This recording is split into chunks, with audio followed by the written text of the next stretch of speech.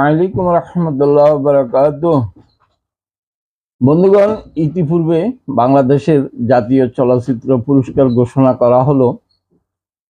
অনেক আলোচনা সমালোচনার মাধ্যমে এই বছরের 2026 চলচ্চিত্র পুরস্কার সেটা জড়িত আছে।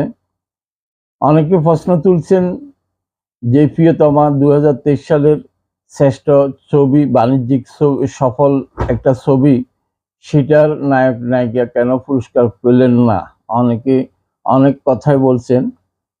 আমার মতামত বা ধারণা হলো যে যেহেতু সেখানে নায়িকা হলেন ভারতের, পশ্চিমবঙ্গের, আর বর্তমান ভারতের সাথে বাংলাদেশের কোনো সুসম্পর্ক নাই।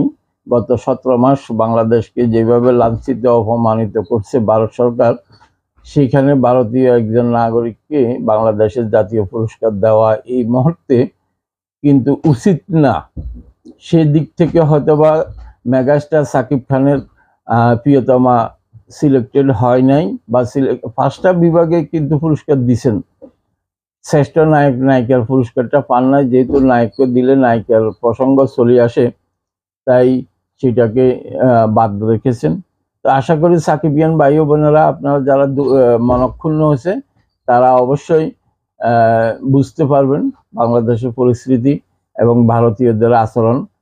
তাই হয়তো সাকিব খান এই বছর পুরস্কার পান নাই, আগামীতে হয়তো পেতেও পারেন।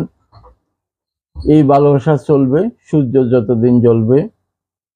সকল সাকিবিয়ানদেরকে ভালোবাসা জানাই বিদায় নিচ্ছি। আল্লাহ হাফেজ।